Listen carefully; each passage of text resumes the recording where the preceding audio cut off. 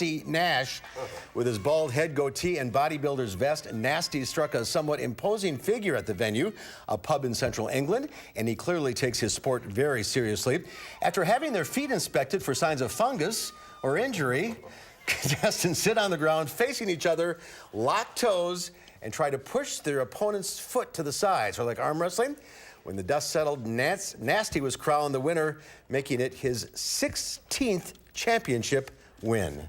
A good sportsman. I kind of have a cramp just watching that would be my worry. Yeah, exactly. All right, that's our time for now. Thanks for watching. We'll see you again tomorrow.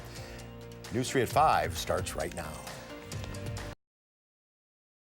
And right now, 5 communities are continuing to mourn after a Badger men's basketball assistant coach is involved in a fatal crash. What family and friends are saying about the Moore family. Plus, reaction to a tragic canoe incident in Rock County over the weekend.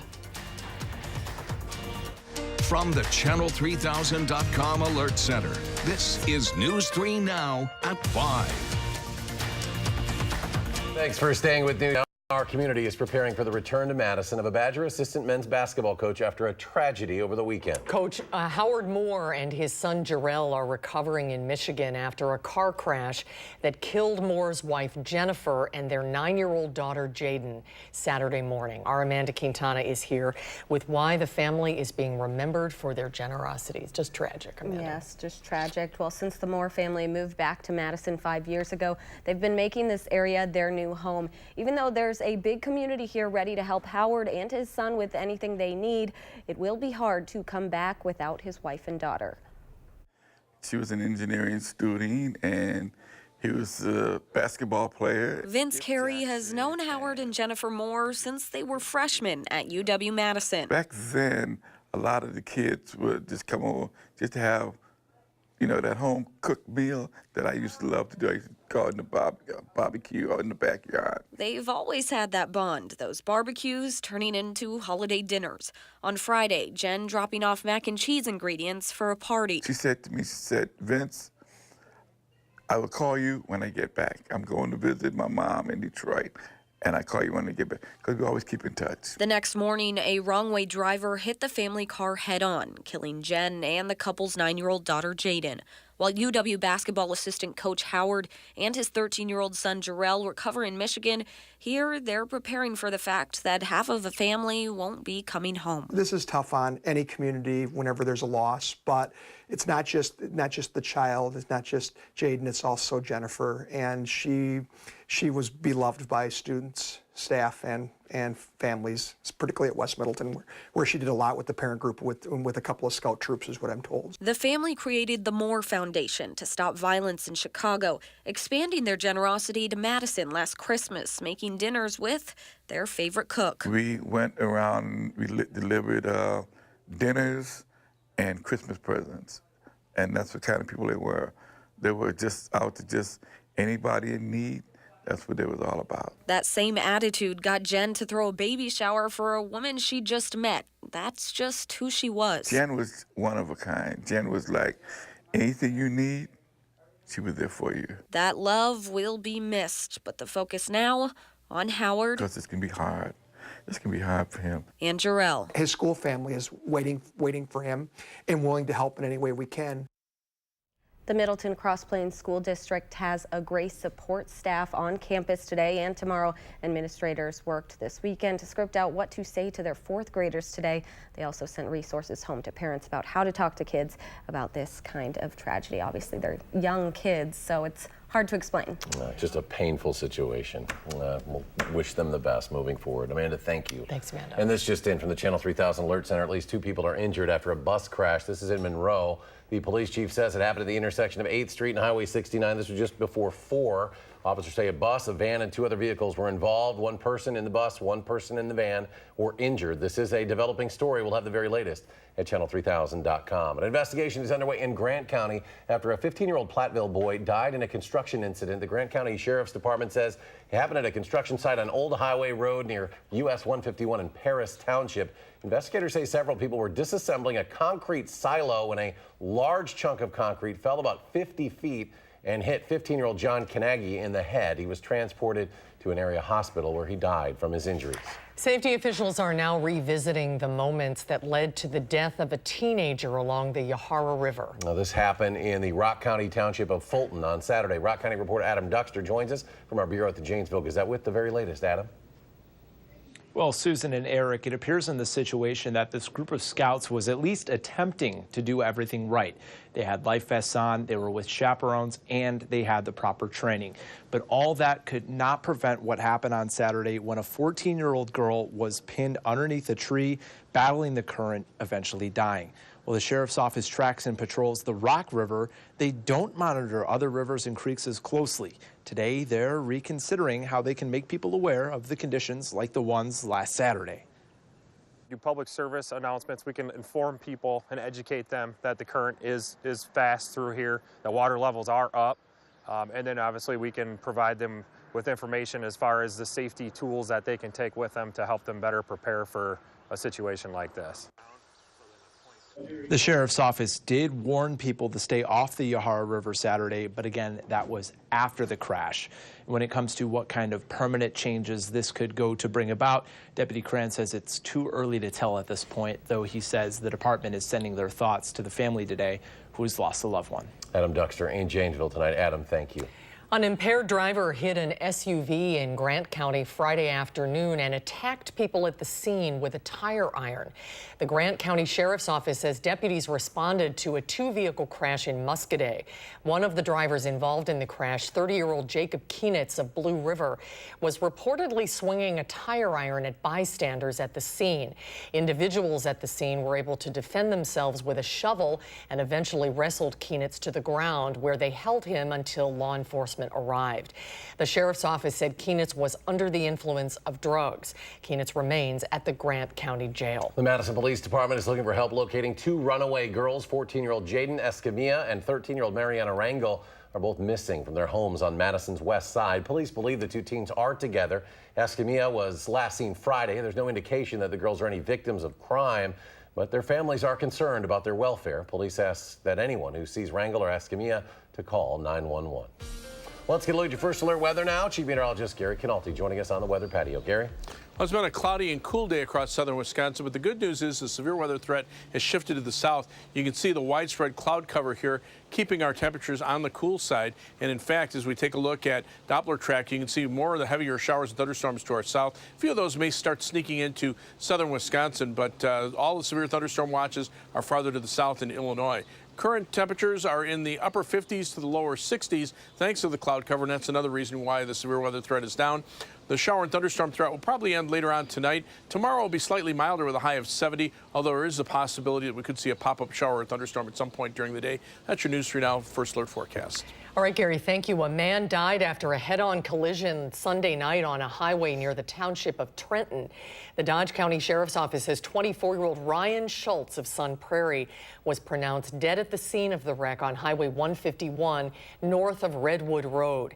The driver of the Grand Caravan, 39-year-old Eric Hagenbart of Beaver Dam, suffered life-threatening injuries and was flown to an area hospital. Authorities say the case is still under investigation, although alcohol and driving on the wrong side of the highway are suspected to have been factors in the crash. A man is facing dozens of charges after officials said he slashed multiple tires in Grant County yesterday morning. Officers received those reports of a person slashing the tires in the town of Bagley. The witnesses told deputies they saw 29-year-old Joseph Neely slashing the tires. The sheriff's office said 77 separate tires had been damaged. He was booked into jail on suspicion of 77 counts of criminal damage to property, held on a $200 bond for each count. If you live in Lodi, you might start to wonder why your water utility bill has increased. And the city says when they're given the go-ahead, they'll bill residents for a $1.8 million project that was never approved to be built in the first place. The Wisconsin Public Service Commission voted last week to allow the city to charge a 34% increase for every customer of the Lodi Municipal Light and Water Utility.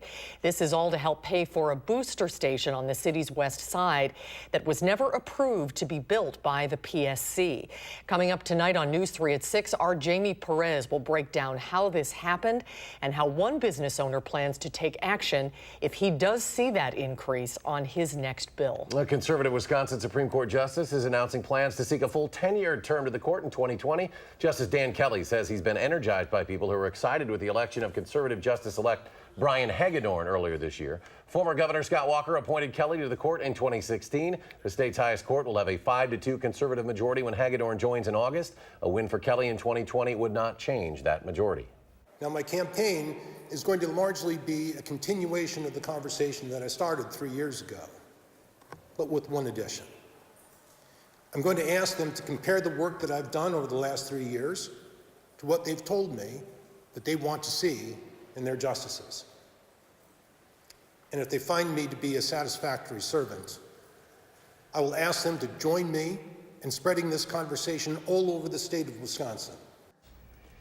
Marquette University Law School professor Ed Falone and Dane County Circuit Judge Jill Karofsky have announced they are running for Kelly's seat. The Madison Mallards are back at Warner Park. Doesn't feel like it today, but that means the summer is almost here. Our Melissa Kim live from the Duck Pond ahead of the Mallards home opener. Hi, Melissa.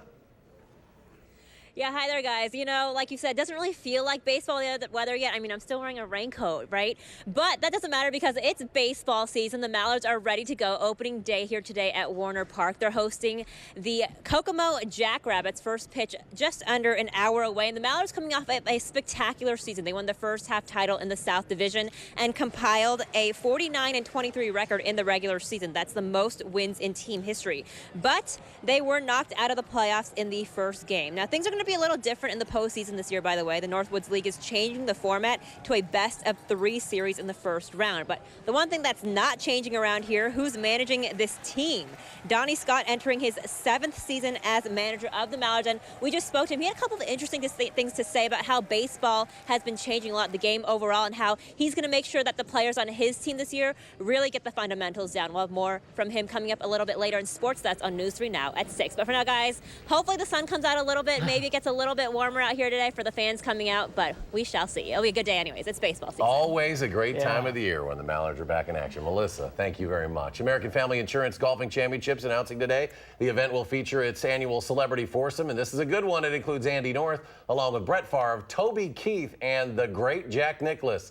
Jack Nicklaus and Favre will team up to take on North and Toby Keith in a 9-hole exhibition. That's scheduled for Saturday, June 22nd at University Ridge. American Family Insurance, the PGA Tour the Champions Tour, and Wisconsin native Steve Stricker launched this golf tournament back in 2016. Features a 78-player field this year. The 4th annual AmFam Championship set for June 21st to the 23rd. Wisconsin wrestling program also adding a highly decorated wrestler to its program. Seth Gross announcing today he will transfer to Wisconsin next year. He was an NCAA champion in 2018 for the South Dakota State Jackrabbits. At 133 pounds, he had season-ending surgery on his spine last year. Wisconsin head coach Chris Bono tells News 3 Now that Gross has been accepted into grad school at UW. He'll pursue a degree in supply chain management. More to come on News 3 Now at 5. The Supreme Court weighs in on an Indiana abortion law, what the justices have decided. Oklahoma is the first state in the nation to go to trial in a lawsuit against the makers of opioids. We'll have the very latest. Markets back open for a very rough Tuesday. The Dow off 238 points. The Nasdaq falls 30. S&P loses 24. We'll be right back.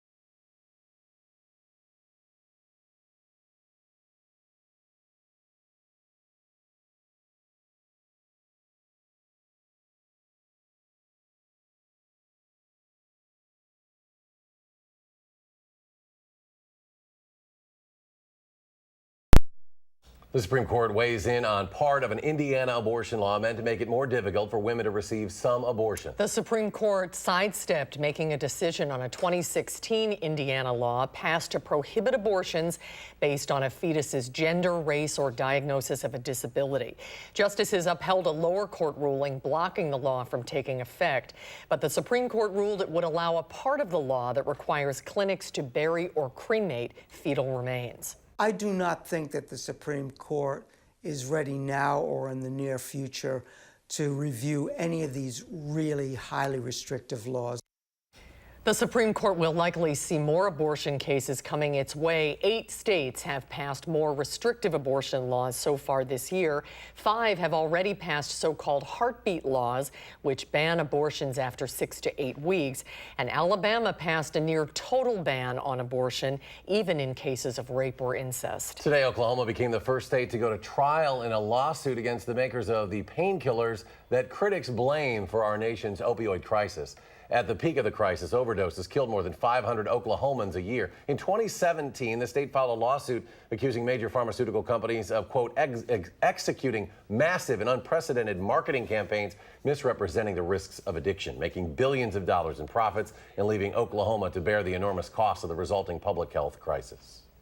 Cleanup is underway for parts of the Midwest after tornadoes touched down yesterday near Dayton, Ohio. People worked to clear the debris. The sheriff's department says the storms left many roads impassable. West of Dayton in Brookville, the sun rose to reveal the massive destruction. Twisters also touched down across Indiana. Federal officials say preliminary reports show more than 50 tornadoes may have touched down Monday across 8 states in the midsection of the country. Let's get a look at our weather now. Chief Meteorologist Gary Canalti joining us with our first alert weather. Gary? And we were just kind of bypassed by all the severe weather over the last couple of days. While we just saw the video of the tornado destruction in Indiana and Ohio, yesterday there was also quite a bit of tornado activity in north central Iowa and southeastern Minnesota. That bypassed us to the west. And then to the south, there were a number of reports of tornadoes, high winds, and hail from Iowa, eastward through Illinois and Indiana, and that's happening again today. In fact, you can see on Doppler track showers and thunderstorms moving through eastern Indiana. There are a couple of severe thunderstorm watches to the south, one for parts of Iowa until 10 o'clock, one for parts of Indiana until 8 p.m. But all of this activity should stay to our south, at least the severe weather potential. Some of these showers and thunderstorms will make it into southern Wisconsin this evening, but nothing imminent right now. It looks like on high-resolution Doppler, the showers and isolated thunderstorms are still across parts of eastern Iowa. They might eventually move into southern Wisconsin over the next couple of hours. But the severe weather threat is forecast to stay to our south. There's a moderate risk of severe thunderstorms into southern Iowa. A slight risk as far north as about Waterloo, Iowa. But notice the marginal risk has been shifted pretty much down to the Wisconsin-Illinois state line. And that's where it'll stay for tomorrow as another wave of low pressure tracks across the central portion of the Midwest, but keeps the main severe weather threat area to our south. Heavy rains also expected to stay to our south. There still are flash flood watches into parts of eastern Iowa and northwestern Illinois until 7 a.m. tomorrow morning. But the heaviest rain, again, is expected to stay to our south. We can't rule out a couple of heavier downpours or brief heavy downpours in a thunderstorm, but it looks like the rainfall amounts will generally be around 1/4 inch or less here. Live view from the Queen Bee Radio Skycam in Platteville, the WISC Skycam here on the west side of Madison, and the Edgewater Skycam in downtown Madison all paint the same picture. Yesterday, there was some clearing in southwestern Wisconsin. Not today. It's all cloudy. It's all overcast. Our high temperature only 60 degrees as a result, even though the low temperature started out at 52. We're at 58 now with cloudy skies, winds out of the northeast at 8 miles per hour, and the dew point temperature up at 52 degrees. Temperatures right now are generally in the 50s in southern Wisconsin and the lower 60s to our north. It's actually warmer to the north, again, because they have sunshine. And then farther to the south in the warmer area where the severe weather is more likely, that's where temperatures are around 70 degrees. The powerful jet stream continues in the same configuration it's been in over the last couple of days. Basically a southwest to northeast pattern, bringing in storm system after storm system. Today's is passing by. Here's the one for tomorrow. But again, that'll take a little more southerly track, just keeping us on the northern fringes of it with a chance for a shower or thunderstorm. That area of low pressure starting to form in parts of Kansas. The severe weather threat is along or just south of that cold front. Temperatures there are in the upper 80s to around 90 degrees. On our side of the front, quite a bit cooler, mainly in the 50s, but but dew point temperatures are in the 70s as far north as central Illinois.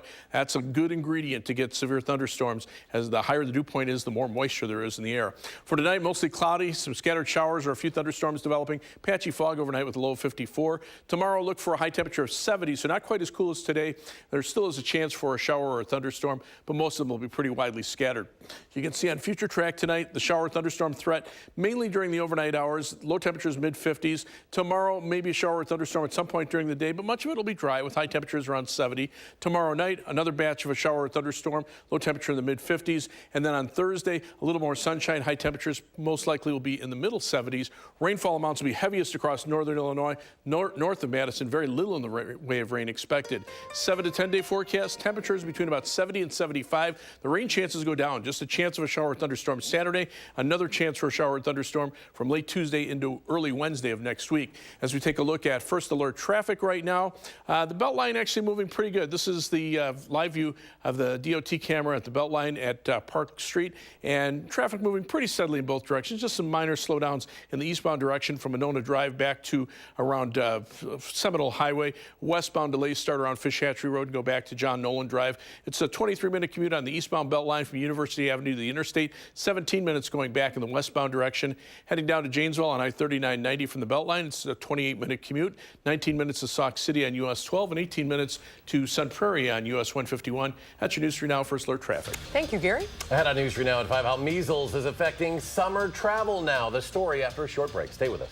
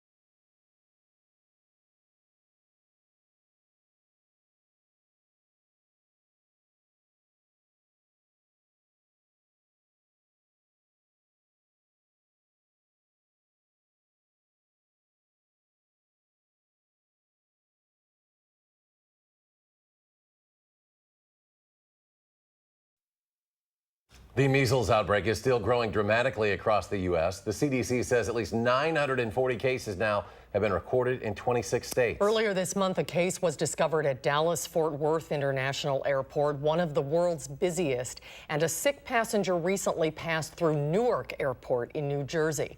Mola Lengi has more. This summer, travelers may be dealing with more than crowded airports. The measles virus has impacted at least 4 U.S. airports so far this year, with reported exposures in California, New Jersey, and most recently, Texas. This is one of those situations where somebody got, exposed overseas, brought it back here. With travel notices in 5 countries, Dr. Nancy Messonnier with the CDC recommends flyers protect themselves ahead of time. When you actually arrive at the airport to get on the airplane, it's too late to get your measles vaccine. A lot of germs, potentially. Yes. Dr. Kaylin Baban is Chief Wellness Officer at George Washington University's School of Medicine and Health Sciences. She says when exposure occurs, disease detectives are deployed to investigate and look for traces of the virus left behind. Who is the individual who we know is sick? Where were they? What stores did they go to? What restaurants did they go through? Right, they can cover a lot of ground, I guess, in an airport. And then be able to really get that information out so that everyone who might be at risk is aware. If you can carry a little bottle of Purell or some sort of hand sanitizer with you, keep your hands washed. If you're going to be touching areas like the kiosk to get your ticket. Baban points to security trays, seat-back tray tables, and armrests as high-contact areas to be aware of. Passenger Kaylin Atridge, a self-described germaphobe, sometimes takes it a step further. We've gone as far as wearing gloves sometimes and wiping down our area. And the sanitizer, sprays, gels, lotions, got everything. Now, symptoms often start simple enough: high fever, runny nose, and cough. Now, the CDC says the measles vaccine is 97% effective in 2 doses. 1 dose is 93% effective. Mola Lengi, CBS News, Newark, New Jersey. And stay with us. We'll have one final check of your forecast when we return.